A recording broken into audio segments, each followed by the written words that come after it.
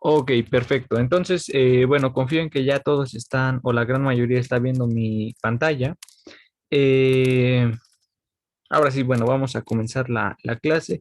No sé si hay preguntas o dudas hasta el momento, principalmente en los temas referidos al bloque 2, que fue sistemas de ecuaciones. Y ahorita vamos a hablar un poquito más porque pues es relevante para nuestra entrada del tercer bloque, como lo hicimos el día de ayer o antier, no recuerdo bien, en el que, bueno, platicábamos justamente cómo mapear ecuaciones de segundo orden, ¿no? Pero antes de eso, preguntas o dudas que quieran hacer.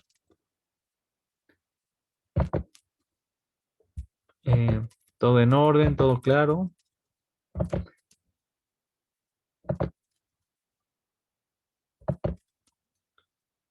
Bueno, si no hay preguntas o dudas, eh, recuerden, ya estamos aclarando algunas fechas importantes. Ahorita la principal es su examen que va a ser el día viernes 7 de enero, para literalmente regresando de vacaciones. eh, a los 2 días hacen este examen que abordará los temas de su tarea 2 de lo que hemos visto en esta unidad. Y también a la semana siguiente del regreso, en la semana que va a ser del 10 al 14, y ya les iremos fijando una fecha para que las personas que así lo deseen, pues puedan hablarnos algún tema. Por cierto, uno de sus compañeros, quiero mencionar que ya apartó su tema. Él quiere hablar de un método numérico en la resolución de ecuaciones diferenciales, que es el método de Runge-Kutta, ¿no? De orden 4. Entonces, ese tema podríamos decir que ya está tomado, por si alguien más lo tenía en mente, bueno, ya se les adelantaron. También eso es algo importante, ¿no? De que si tú ya tienes un tema en mente, nos lo envíes para que de alguna u otra manera validemos que tú ya tomaste, pues, en ordenamiento, pues ese tema, ¿no? Entonces, para que no haya temas repetidos de investigación, ¿sí? Bueno, entonces, si no hay más preguntas, voy a comenzar ilustrando algo que me pareció bastante llamativo de una pregunta que hacía alguien en la clase respecto a la dependencia de las soluciones, pues en términos de los parámetros. Para esto voy a ilustrar la cuestión esta del espacio-fase para recordar los tipos de puntos críticos que tenemos, y voy a tomarme este comando. Recuerden que estos codiguitos que están hechos en matemática están en su carpeta de estudiantes, de alumnos, en la sección de códigos, y pueden ir directamente a los que son de matemática, ¿va? Hay otros códigos que andan por ahí. Los que vamos haciendo concretamente para el curso los voy guardando en una carpeta que lleva en la fecha del, bueno, el año y el semestre propio. Entonces, por ejemplo, en este caso es el 22-1, y pues ahí voy poniendo las cosas que vayamos editando de algunos de de estas carpetas. Entonces, lo que hacemos ahorita es simplemente me tomé uno de matemática, que es este de espacio-fase, y cuando lo abren, pues es uno que ya habíamos discutido en alguna sesión. La idea principal es tomar este comando del vector plot, que nos grafica un espacio fase pues de lo que quieras, ¿no? Aquí yo estoy planteando un sistema lineal, como los que hemos estudiado, y lo voy a tomar porque te quiero enseñar a hacer algo que va a ser útil también con relación a una pregunta que hizo un estudiante, un alumno, casi al final la clase, al finalizar la clase de ayer, en la que mencionaba o cuestionaba cómo el espacio fase, por ejemplo, aplicado en física, se relacionaba, ¿no? Por ejemplo, para el caso del electromagnetismo. Entonces, voy a mencionar esto porque cuando ustedes están regularmente tomando este curso y cursos más avanzados, también es padre el que sepas simular o hacer simulaciones, ¿no? Literalmente en el sentido o aspecto visual. Entonces, te voy a enseñar a hacer un poquito de simulación, muy poco, es muy elemental lo que te voy a enseñar, que puedes hacer, por ejemplo, aquí en matemática con un comando adicional que se llama manipulate.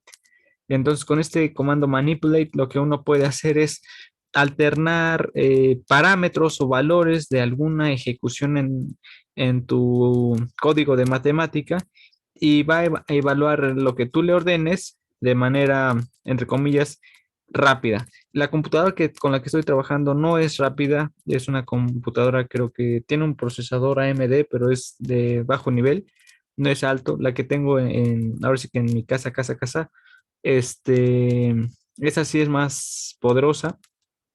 eh, y menciono esto porque cuando tú tienes o ya estás pensando en hacer trabajos o investigación y, por ejemplo, haces cosas de cómputo, sí te recomiendo que busques computadores que cumplan ciertos requerimientos, pues específicos para lograr un trabajo más óptimo, ¿no? Por ejemplo, como yo, en mi caso, yo trabajo muchas cosas de supercómputo, cómputo en paralelo, cosas por el estilo. Pues una compu convencional no me va a servir de todas maneras, aunque sea muy poderosa.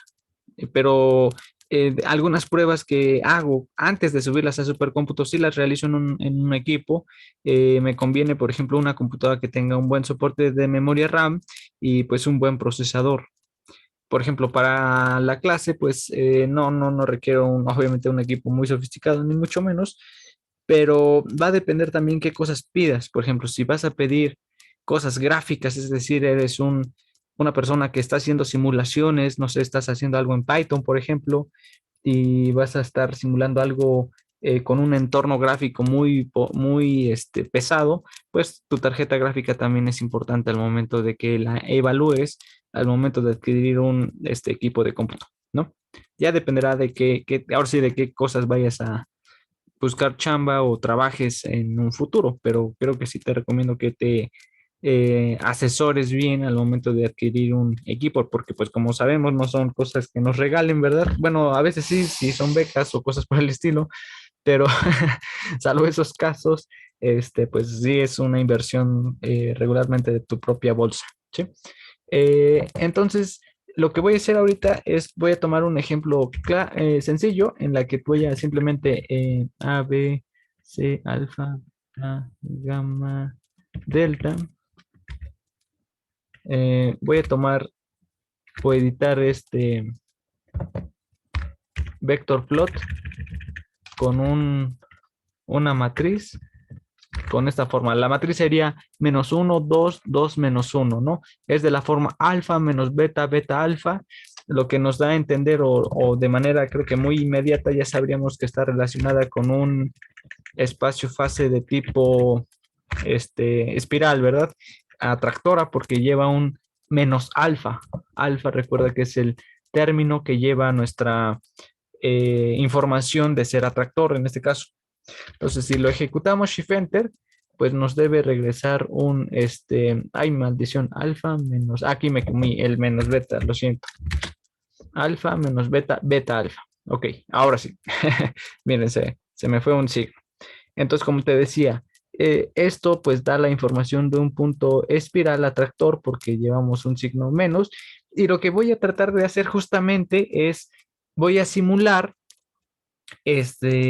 como una dinámica de cómo se va transformando este espacio fase si tú le mueves un parámetro y ese parámetro pues sea el parámetro que es el -2 y lo voy a llamar más A. Entonces A va a ser un parámetro que voy a estar cambiando, ¿sí? Podemos hacer alternativas diferentes para hacer una simulación. Ahorita voy a usar una, pues quizás algo, directa que tiene en matemática y es emplear o con este empleamos un comando que se llama manipulate que te mencioné al principio y con este comando lo que hacemos literalmente es manipular una estructura de un entorno en matemática, en este caso que contiene la información de un parámetro y lo voy a llamar o lo va a estar manipulando como función de ese parámetro A y voy a decirle que A sea un parámetro que va por ejemplo de -3 a 3. Entonces lo que va a hacer es calcular espacios fases en este intervalo y le voy a decir que lo vaya haciendo en pasos de, por ejemplo, de punto 1 o de punto 2. De punto 2, ahí está. Entonces ejecutamos esto y date cuenta que nos agregó un como cursorcillo aquí, como una, ¿cómo se llaman estos? Ay, no me acuerdo cómo se llaman. El chiste es que esta cosa la puedes mover y si tú le picas aquí el botón de más, te abre como un control en el que tú puedes avanzar la simulación paso a paso. Si le pones, por ejemplo, más, va a brincarse al 2.8, perdón, al menos 2.8, y así sucesivamente va a ir alternando la gráfica que pues va a ir dando, ¿sí? Dense cuenta que ya voy en -2, ya voy en -1.8, y yo lo estoy haciendo aquí a mano, ¿no? Por ejemplo, ahí ya voy en -1. Dense cuenta que esto como que va girando, ¿no? Da la ilusión de que esto va girando. Este, Va a haber un punto en el que se va a degenerar y va a corresponder a estos nodos estrellas. Y va a haber, ahí está, y va a haber un punto en el que ya va a empezar a cambiar la dinámica. Y ya esto es, ¿cómo se llama? Como las parábolas esas que son arañas, ¿no? Porque aquí los eigenvalores ya son, diferentes del caso complejo, y de hecho ya aquí alternamos incluso al caso en el que tienes, un punto silla, ¿no? Ya se empieza a definir más la silla. Y puedes decir, bueno, pero tú lo estás moviendo a mano. Bueno, aquí, desafortunadamente, repito, no, esta computadora no es muy, eficiente al graficar, pero uno le puede dar aquí, en el botón de play, podremos llamarlo así, de reproducción, y lo que va a hacer es, hacer como la simulación en pasos de punto 2 a punto 2, de -3 a 3, y lo va a hacer automático, y cuando llegue al límite va a dar otra vez la vuelta y va a empezar de -3, -2.8, etcétera, etcétera, hasta dar la vuelta, y lo va a hacer en forma periódica. Eso pues algunas veces es muy útil cuando haces simulaciones. Lo voy a tratar de hacer. Creo yo lo va a hacer muy lento. Bueno, aquí lo va haciendo muy rápido, pero al mostrar la gráfica lo está haciendo muy lento. Si se dan cuenta, no se aprecia como los cambios en tiempo real. Está como que desfasado, ¿sí? Repito, esto es porque simplemente esta computadora no es muy, eficiente. Si tienes una computadora más, eficiente, pues vas a hacerlo de manera inmediata. Hay una manera alternativa que puedes hacer cuando tú no tienes una computadora muy fuerte y tú quieres sacarte una simulacioncita, y tal vez la quieras guardar como un GIF, ¿no? Estoy seguro que en las redes sociales y en videos has visto mil y un simulaciones, por ejemplo, de cosas que se ven geniales, a la vista, de, no sé, de cosas que están rebotando o cosas que están interactuando entre sí, y tú te preguntas, ¿cómo demonios haces eso en la computadora para que se vea un GIF e incluso lo puedas mandar, por ejemplo, vía WhatsApp, ¿no? O por cualquier otro medio. Entonces, este es el truco. Te voy a decir cómo lo puedes hacer sin hacer uso del Manipulate. Y pues para cualquier otro tipo de entorno en Python, en MATLAB, básicamente la idea es la misma en cualquier otro entorno. Y vamos a hacer esto, ¿sí? Vamos a hacer una tabla en la que en lugar de usar un Manipulate, le vamos a poner table. Y entonces lo que vamos a hacer es, vamos a tabular, eh,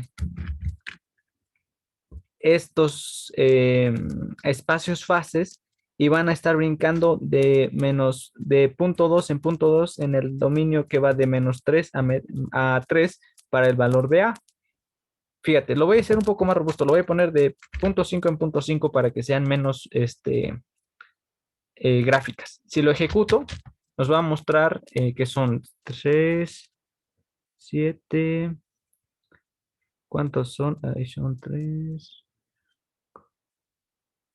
Son 15, ¿no? Nos va a graficar 15 espacios fases de un solo golpe. Nada más que aquí hubiera hecho otra cosa antes. Voy a anular la evaluación para que esto valga la pena de una manera más eficiente. A esto le voy a llamar, fix, ¿sí?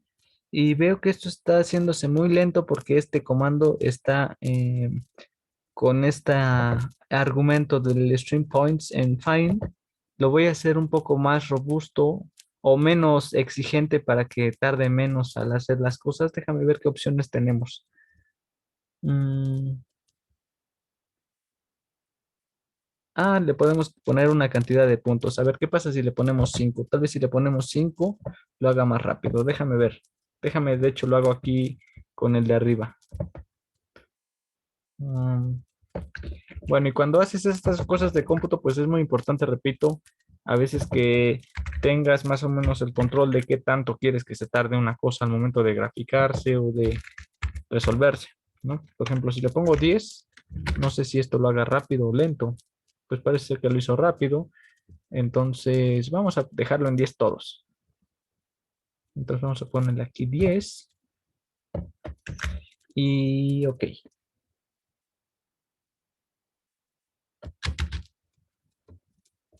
Entonces, ahorita lo que está haciendo es hacer una tabla donde va a graficar en cada una de estas cosas los espacios fases, eh, pues de este chunche cuando vas cambiando el valor de A en pasos de 0,5 que van de -3 a 3. Entonces, eso es lo que estamos viendo, ¿sí? Ahí se ve cómo cambió de ser un punto espiral a un degenerado y luego cambió al punto silla, ¿no? Bueno, de hecho es el, sí. Entonces, la información está contenida en esta cosa que llamé yo fix. Eh, si quieres observar alguna en especial, puedes usar como que el fix, le pones corchete, doble corchete 1 y lo que va a hacer es nos va a mostrar los elementos de la tabla de la componente 1 de la tabla fix. Entonces va a ser una figurita. Si le pongo 3, pues nos va a graficar o nos va a mostrar la tercer componente de esa tabla, ¿sí? Si le pongo -1, nos va a mostrar la última componente, ¿no? Que en este caso fue pues como nodo silla, ¿sí? Entonces, en este fix ahorita está almacenada la información de todas las figuras que se hicieron. No sé cuántas fueron, creo que fueron, ¿qué? 3, 6, no, que son 3 por 2, 6. Son como 13 figuras, pero sí, bueno, para no errarle, le ponemos length y le ponemos fix. Entonces, esto nos va a mostrar la cantidad de figuras que están hechas, que fueron 13, ¿sí? Ahora, eh, ¿qué es lo que quisiéramos hacer? Pues a nosotros tal vez lo que nos gustaría hacer es que todas estas figuras te las exporte en un solo GIF y eso es relativamente fácil, porque ya que tenemos la información de GIFs, le podemos poner export. eh, por ejemplo, aquí, espérame, puede ser algo simpático. Vamos a poner que esto nos lo exporte directamente en esta carpeta. Entonces, antes de poner el export, vamos a poner set directory y vamos a poner la ruta de la carpeta donde está o donde vamos a guardar esta simulación, ¿vale? Entonces ahorita ejecute este comando que simplemente es fijo donde voy a mantener la información que quiero exportar o importar y voy a exportar ese fix en un GIF. Entonces le vamos a poner, ¿qué vas a exportar? Quiero exportar un archivo que vamos a poner llamado sim.gif.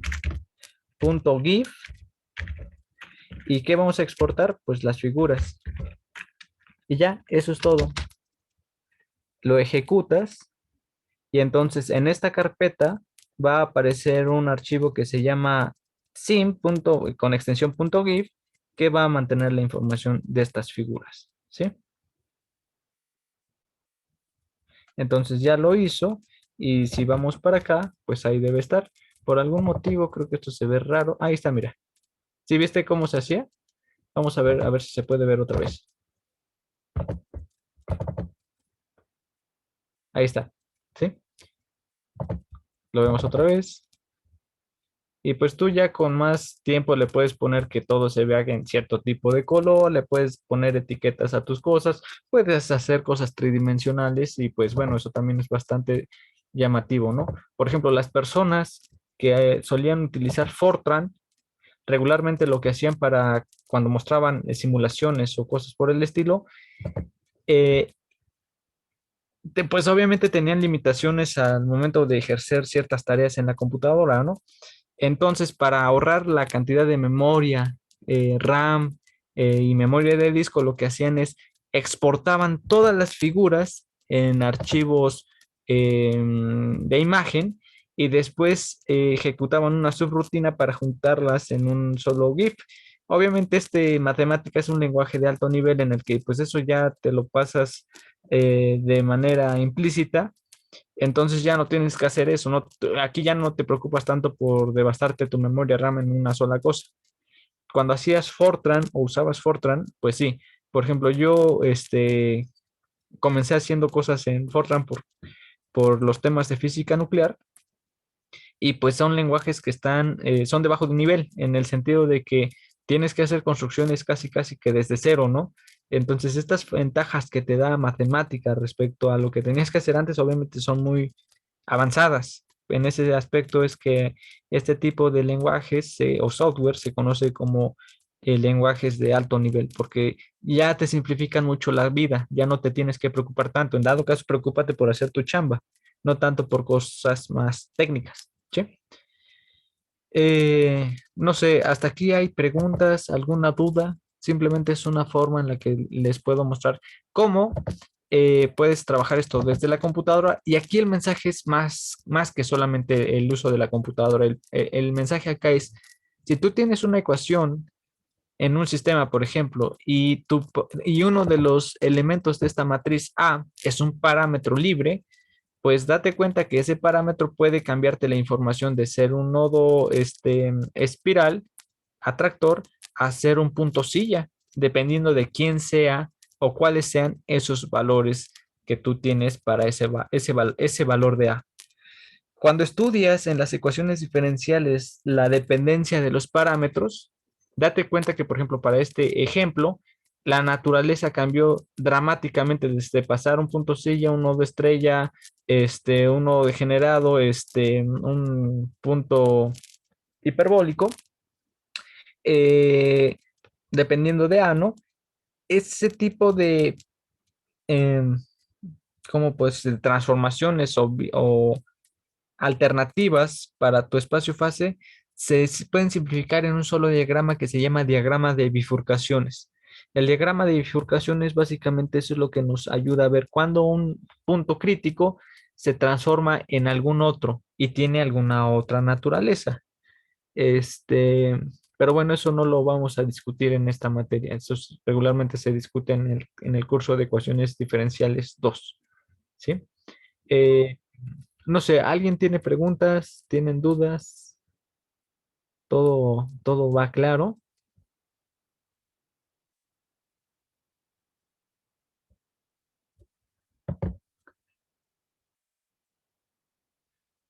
Perfecto. Bueno, entonces, sí, prepárense bien bueno, tú, Irán, prepárate, padre, para esa expo, del RUN Ejecuta 4, ¿va?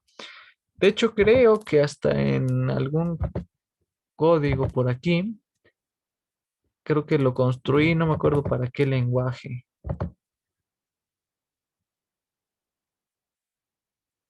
Ay, no recuerdo en qué parte estaba, pero lo hice así desde cero para el RUG Q4. Obviamente en matemática pues ya se salta muchos órdenes mucho más avanzados y métodos más rudos, pero en algún lado lo habré hecho.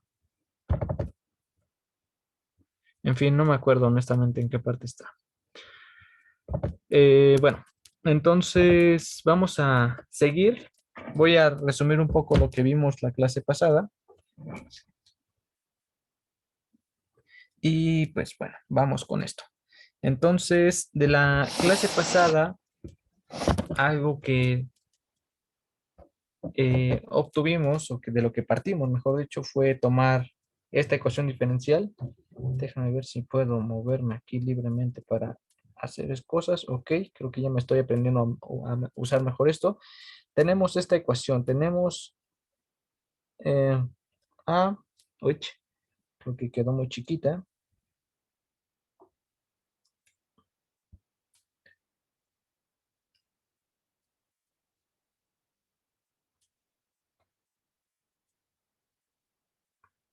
Ah, ok, ya vi, es que quedó muy para acá. A ver, entonces tenemos A, demonios. Tengo A por X B' más B por X'. No, olvídenlo, esta cosa me frustra. Más C por X igual a cero. Ok, esa es nuestra ecuación diferencial. A x b' más b x' más c x igual a cero. Y esto lo reconocíamos como nuestra ecuación diferencial de segundo orden lineal de coeficientes constantes. Aquí lo importante también es resaltar que el parámetro A, B y C, repito, son elementos constantes, son fijos, ¿sí? Entonces, bueno, lo que hicimos fue resolverla usando una trampa, quizás un cambio de variable, que nos permita mapear la ecuación diferencial de segundo orden en general. Recuerden que lo hicimos en forma genérica para funciones en la que podías tener estas cantidades P i igual de 1 a 3, no, de 0 a 2, perdón. Eh, entonces, estas cantidades serán funciones y dijimos, ah, bueno, eso siempre lo podemos hacer cuando tengamos ecuaciones de segundo orden de tipo lineal, ¿va? Eso lo hicimos en general. Y entonces, de este argumento, cuando tú dices, ah, bueno, es que las P son constantes, llegábamos a la conclusión de que la ecuación característica que teníamos que resolver era la de A por lambda cuadrada más B por lambda más C igual a cero. Entonces, nuestra ecuación característica queda descrita de esta manera y por ende la ecuación que resuelve las raíces de lambda de los eigenvalores es la ecuación de la chicharronera, ¿no? De hecho, nosotros partimos al revés. Llegamos a la conclusión que los eigenvalores eran los valores literal de la ecuación de la chicharronera tal cual lo aprendiste en la secundaria. Entonces, por ende, la ecuación cuadrática que debe satisfacerse, pues tiene que ser esta. Es muy padre porque de manera muy limpia y directa, dices, si tienes una ecuación con la estructura de arriba, la ecuación característica es una ecuación cuadrática con la estructura de abajo. Entonces, es muy padre porque la información se mantiene de manera perfecta, ¿no? Entonces, de aquí, hablábamos otra vez de los casos en los que decíamos, bueno, si tenemos los casos otra vez, para el caso uno decíamos que el discriminante era negativo, es decir, que b cuadrada menos 4ac es positivo, y entonces eso implicaba que x función de t es igual a c1 por e a la lambda 1 por t más c2 por e a la lambda 2 por t, ¿sí? Eso era el caso 1. Después, el caso 2, pues son los elementos cuando tienes complejos en los valores de lambda, entonces te queda que b cuadrada menos 4ac es negativo. Entonces, cuando pasa esto, x acaba siendo c1 por e a la alfa t por coseno de beta t más c2 por e a la alfa t seno de beta t, ¿sí? Y el último caso, pues es el caso 3. En el caso 3,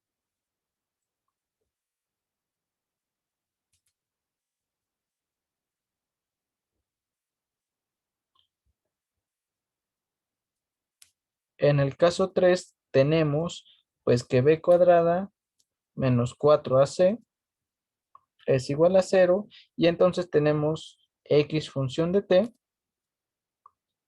es igual a c1 por e a la lambda t más c2 por t e a la lambda t.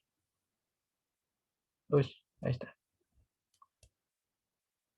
Y bueno, entonces esta es nuestra solución para una ecuación del caso 3. Para esta parte, Bueno, le encargué a Jesús que hiciera ejercicios de estos casos. No sé si sí los vieron con Jesús.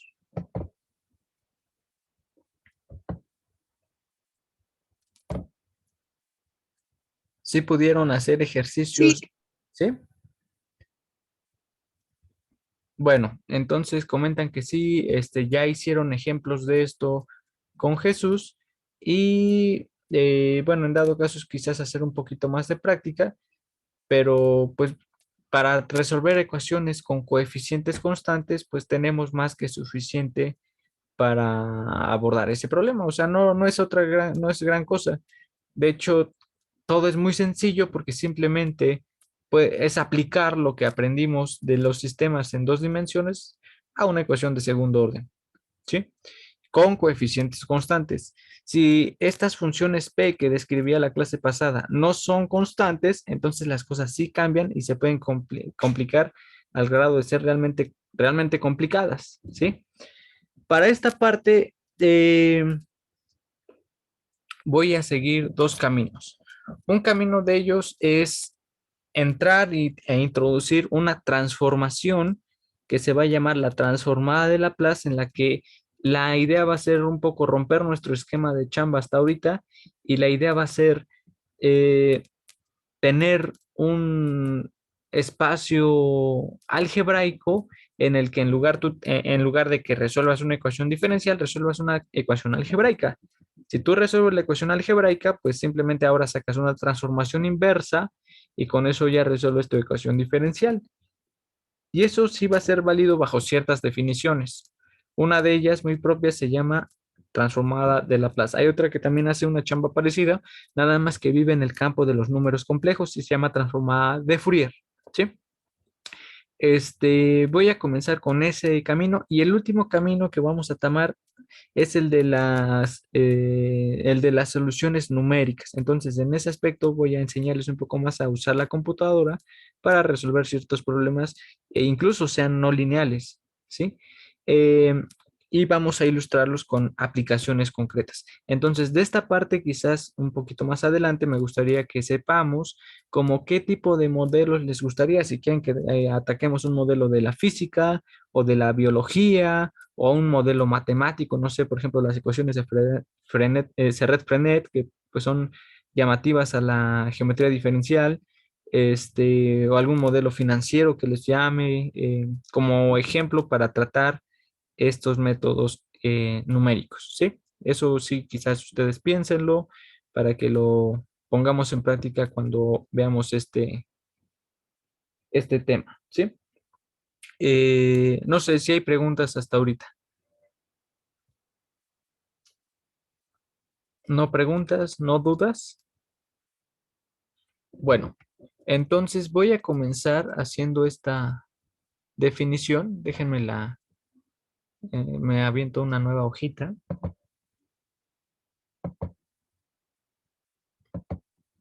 Ok, nueva.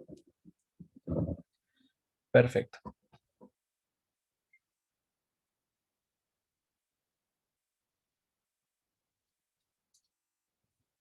A ver, déjenme ver de qué tamaño sale lo que escribo porque me hago bolas. Ok, salió muy grande.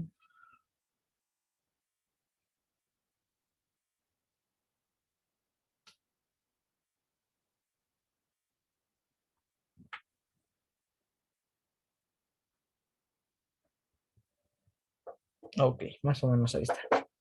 Entonces vamos a empezar un tema que se llama transformadas integrales.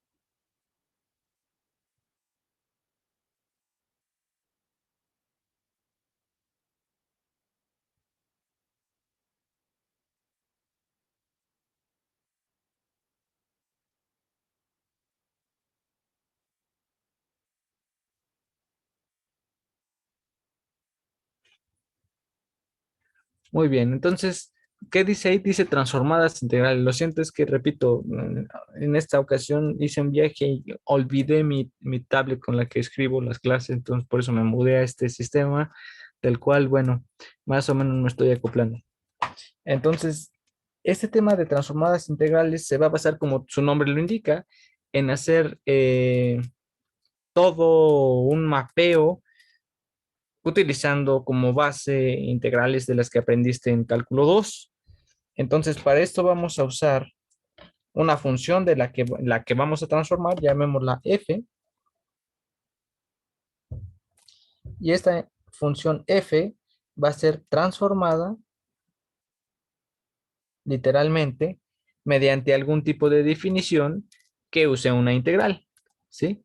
Entonces, de manera muy simbólica, ahorita mi transformación de función la voy a estructurar así. Va a ser una integral en la que va a tomar un dominio omega, que pues bueno, como son integrales, van a ser integrales en una sola dimensión, pues van a ser reales, va a trabajar sobre los reales, y esta región pues va a ser dependiente de qué tipo de transformada tomes, porque tal vez podría ser una integral propia o una integral impropia. eh, bueno, mejor dicho, más que impropia, sí va a ser siempre una integral propia, pero el dominio no necesariamente tiene que ser finito. Eso es más correcto, porque sí van a ser integrales propias siempre, ¿sí? El problema es que tal vez el dominio sea infinito, eso es diferente, ¿sí? Entonces, vamos a tomar este tipo de integrales en un dominio dado omega y vamos a tomar obviamente nuestra función que va a depender pues de una cantidad x, y la vamos a transformar mediante un núcleo que le vamos a llamar de momento k, que va a depender obviamente de x y de una variable nueva a la que vamos a transformar nuestra función. De hecho, permíteme, para hacer una anotación más apropiada, que nuestra función no sea la que depende de x, que dependa de t. Déjame aquí escribo, que dependa de t, para ser consistentes con lo que hemos estudiado o escrito todas las clases. Y nuestro núcleo va a ser dependiente de esa t y de alguna información adicional llamada, si quieres ahorita la voy a llamar s, ¿sí? Entonces, esta función transformada, date cuenta que si es una integral definida, entonces, cuando tú evalúes en este dominio la función, la única cantidad que te va a quedar dependiente es esta variable s. ¿Estamos de acuerdo? Va a quedarte una función que va a ser dependiente de s, pero ya no va a ser la función f, va a ser otra cosa que vamos a llamar la función f mayúscula, que va a depender de s, ¿sí? Creo que aquí casi no se nota. Bueno, lo estoy tratando de hacer más para acá. Ups. Entonces tenemos una función grande f de s que la vamos a definir con una integral y un kernel. Esta acá la vamos a llamar como núcleo o kernel.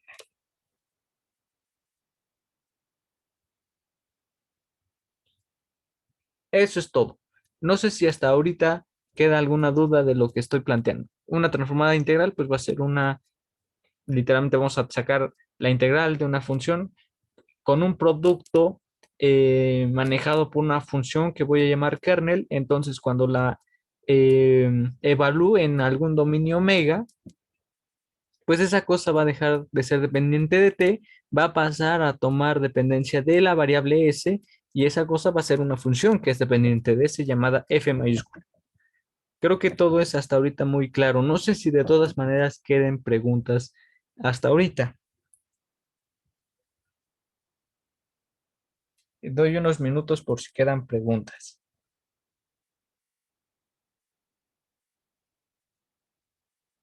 Yo tengo una pregunta. ¿Puede repetir a qué se refiere cuando queda una función dependiente solo de ese? Sí, mira, hazte cuenta aquí, repito, pensemos que tenemos una función que es dependiente de t. Hasta ahorita ahí, pues es muy genérico lo que he comentado, pero es dependiente de t. Lo que vamos a hacer con esta transformación es cambiarle la dependencia, esa función que dependía de t, a una nueva entidad que va a depender de s. Ahorita pues puede ser arbitraria y va a estar dada por cómo definas este núcleo, este kernel. Entonces, si tú evalúas la integral de una función por otra cantidad, que también es una función, cuando tú la evalúes en algún dominio permitido y bien definido, esta cosa va a quedarte dependiente de la función S. No sé si hasta ahí quede todo claro, Sí, ya. ¿sí? Entonces, esta cantidad integrada va a ser función de S y a eso le vamos a llamar la transformada de F, ¿sí? Y la vamos a definir o escribir como F de S. Estoy viendo que en el pizarrón casi no se nota. Déjenme, voy a escribir un poquito más hacia abajo una cosa. Déjenme, ahorita la escribo.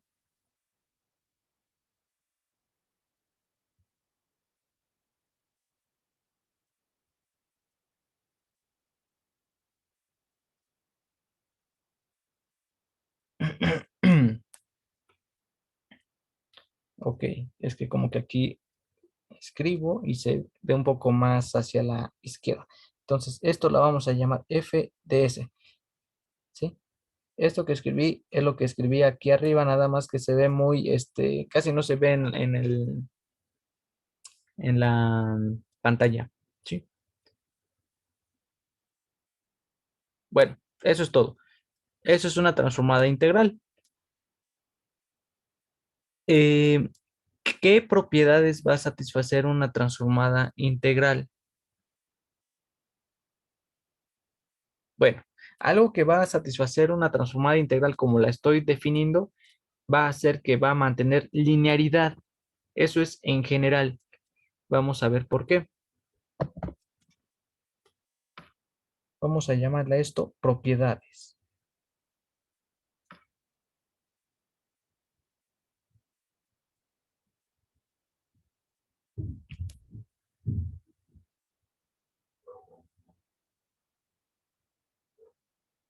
Una importante es que va a satisfacer linearidad.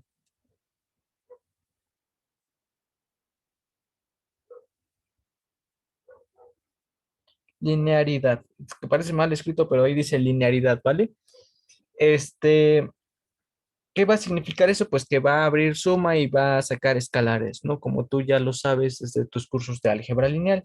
¿Cómo podemos probarlo? Bueno, por demostrar. La primera parte, suma.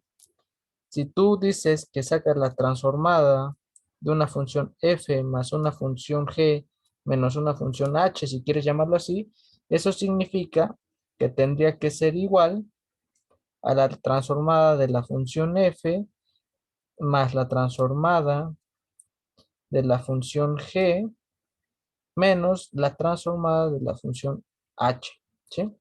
No sé si hasta ahí todo claro. La última h parece una k. De hecho, parece la h barra de la mecánica cuántica. Ahí está. ¿Cómo poderlo probar? Bueno, por definición eso va a ser fácil. Recuerda que la transformada de esto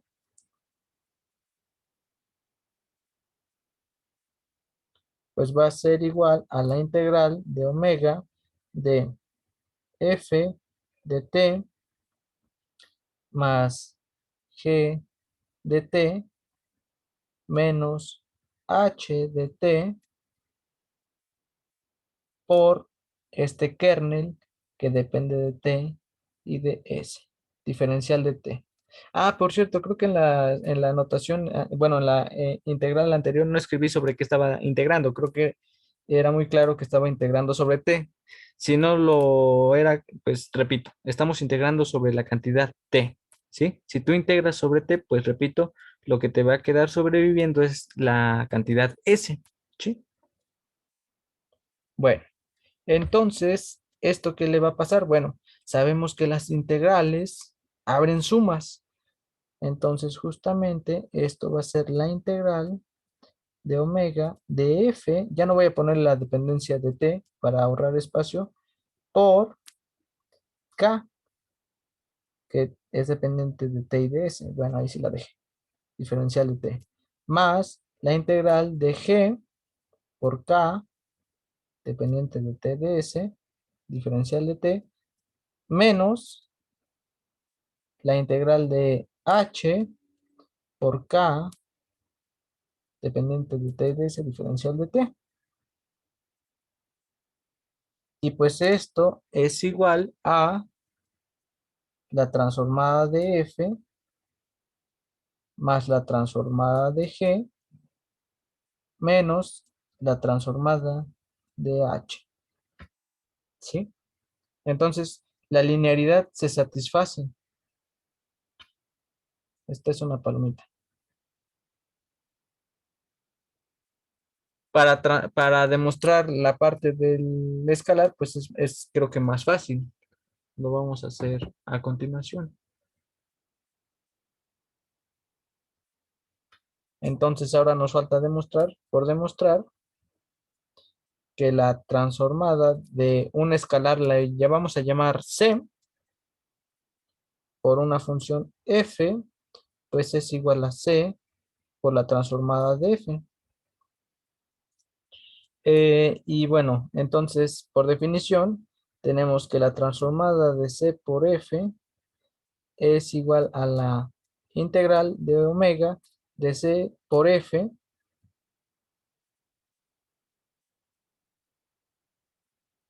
de t por k de t, s, diferencial de t, y esto es igual a la constante, es una constante, la podemos sacar de la integral,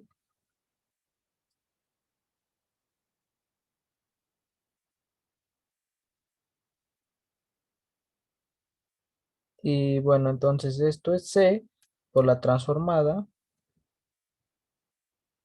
de f, y ya tenemos que las constantes se salen. Entonces, pues con esta estructura decimos que las transformadas obedecen linearidad. También obedecen una cosa más avanzada que si nos alcanza el tiempo la mencionaré, si no simplemente diré que existe, y es otra propiedad que se llama convolución. La convolución es una propiedad que está asociada como que al producto. Creo que tú ya estás bastante familiarizado con el tema de integrales, y para ti creo que es muy natural que, por ejemplo, si tú tomas la integral de un producto de funciones, eso no va a ser la integral el producto de integrales, mejor dicho, ¿no? O sea, quizás escrito un poquito más detallado, lo que acabo de decir es que la integral, por ejemplo, de f por g, pues es diferente de la integral de f diferencial de t por la integral de g diferencial de t. No sé si eso queda muy claro, o bueno, no sé si alguna vez te lo cuestionaste, pero si no te lo habías cuestionado, pues eso sí es cierto, se satisface, y entonces la integral del producto no es el producto de las integrales. Si alguna vez usaste ese resultado para asegurar que sí es cierto y demostraste algo, entonces estaba mal demostrado lo que hayas hecho, ¿sí? Bueno, dados los kernels que vamos a definir o tomar en la siguiente sesión, que ya será regresando de vacaciones, vamos a ver que esto casi sí se satisface, pero para el producto de las transformaciones. Y eso va a estar muy padre porque entonces significa que si tú le agregabas aquí un kernel adecuado, esto sí va a ser cierto. Y esa propiedad se va a llamar convolución. La convolución es muy útil cuando tienes cierto, ahora sí que va a depender de qué hagas de la vida, ¿verdad? Pero luego es más padre cuando haces ciertas medidas de la convolución a la integración de un producto, porque bueno, es más fácil multiplicar, por ejemplo, transformadas que sacar la integral del producto de funciones, o viceversa, depende de qué estés haciendo. Repito, eso se llama convolución, ¿sí? Eh, Eso lo vamos a ver casi al final después de que veamos qué transformadas vamos a tomar. Hay dos transformadas integrales muy importantes. Una va a ser la transformada de Laplace y la otra es la de Fourier.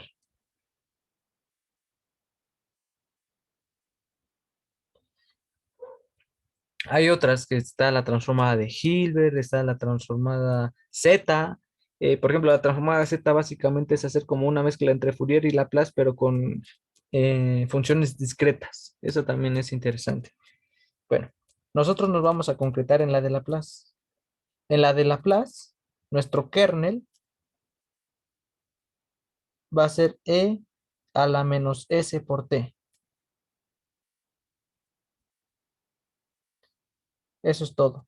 Entonces, si tú pones como kernel e a la menos s por t y nuestro dominio omega como el cero a infinito, tienes transformada de Laplace. Para la de Fourier, vamos a tomar un dominio menos más menos infinito y nuestro kernel va a ser menos i omega t o menos i st en términos de la cantidad de s. Básicamente le agregas una i a la s y ya tienes Fourier y el dominio va de más menos infinito. Y quizás esté normalizada con otro factor, como uno entre raíz de 2pi o algo así, pero eso es todo. Nosotros nos vamos a quedar, repito, con Laplace.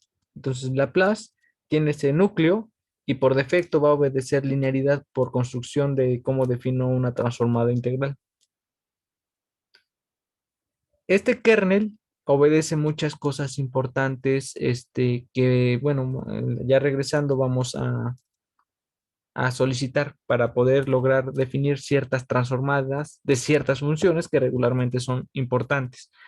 Después te diré, pero existe una tabla que puedes usar de manera directa, por ejemplo, si estás haciendo un examen.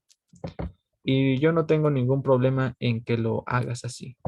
Por ejemplo, mira, en la Facultad de Ingeniería a veces no se toma mucho la molestia de hacer estas deducciones de por qué las transformadas de Laplace son esto, pero tampoco es una cosa del otro mundo, es literalmente evaluar la integral de e a la menos st por una función dada, en este caso yo te doy la función, y cuando evalúes la integral, pues te digo, vas a hacer una función que es dependiente de s. Eso que te quede es la transformada de Laplace, en este caso, de la función que tú estés trabajando. Entonces, por ejemplo, mira, si tú sacas la transformada de una constante de 1, te va a quedar 1 entre s. Si tú evalúas e a la menos st por 1, diferencial de t y lo evalúas de 0 a infinito, te va a quedar 1 entre s. Entonces la transformada de Laplace es 1 entre s. Si sacas la transformada de Laplace de t a la alfa, donde alfa es mayor que menos 1, entonces te va a quedar la función de gamma, la función gamma de alfa más 1 entre s de alfa, s al alfa más 1.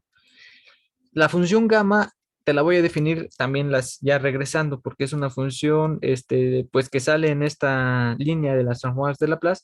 Y por ejemplo, en los conceptos de probabilidad y estadística, luego suele ser muy práctica o útil porque hay algunas distribuciones que llevan esos mismos nombres con estas funciones, la función gamma y la función beta. Si son estudiantes de la carrera de actuaría, es muy probable que ya estén familiarizados con esos nombres. No sé si alguien ya les platicó de la función gamma y de la función beta. ¿Quién me dice sí? ¿O quién me dice no? No sé. ¿La han escuchado, la función beta y la función gamma? Hay una muy conocida, ¿no? La Z de Riemann. La Z de Riemann básicamente es una cosa un poco más grande que las gamas y betas, y que puede plantearse justamente como pues sí, como una forma alternativa cuando reduces ciertos grados de libertad de la función Z de Riemann. Pero bueno, entonces como comenta Irán, pues en pruebas seguro ya lo vieron y repito, pues son muy conocidas. De hecho, la campana de Gauss, cuando sacas su área, por ejemplo, de más o menos infinito, creo que da raíz de pi, si no me recuerdo, y está padre porque se vincula directamente con la función gamma de un medio. De hecho, déjenme lo ratifico para ver si no estoy equivocado y te estoy diciendo una mentira, que podría ser el caso. Déjame ver cómo se llama la función gamma. Gamma. Mira, déjame ver qué es esto. Como que está muy lento mi matemática, no sé por qué. Mira, sí dice, si pones la gama de un número, te grafica la función gamma de ese número. Ya, pues es muy fácil la intuición, ¿verdad? Entonces, mira, si tú le dices gamma, por ejemplo, de un medio, gamma de 1/2 o de 0.5, nos da 1.77 bla, bla, bla, que creo que es más fácil si le pongo así, gamma de 1/2 para que me lo dé simbólico. Y a veces es raíz de pi. Y bueno, si quieres aprender más de ciertas funciones, por cierto, otra cosa. Regularmente en los cursos, cuando los veo en tiempo y forma, veo algo que se llama las funciones especiales. En este curso no lo veré porque, repito, desde el principio nuestro semestre estaba un poco truncado en tiempo por el paro que pasó pues el semestre pasado. Entonces, pues ya no voy a abarcar eso de las funciones especiales. Regularmente sí lo veo, cuando vemos el curso, pues bien completo. La función gamma es una de esas funciones especiales. Hay muchas funciones especiales que nacen de las ecuaciones diferenciales, ¿sí? En fin, no sé, ¿alguien tiene dudas, preguntas? Si no hay dudas o preguntas, pues bueno, creo que aquí dejamos la sesión.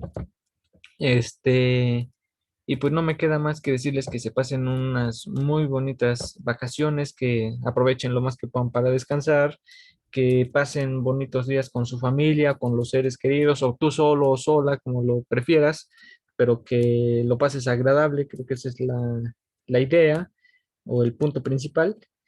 Eh, pues recibe un fuerte abrazo de tu profesor, también de tus profesores adjuntos, y cuídate mucho, ten los cuidados de salud principalmente, y pues pasa un también próspero año para que nos veamos, ¿va? Por ahí de enero. Cuídense, nos estamos viendo y aquí dejamos la sesión. Hasta luego, bonita tarde, bye, Gracias, profe, cuídese, felices fiestas. gracias, hasta luego.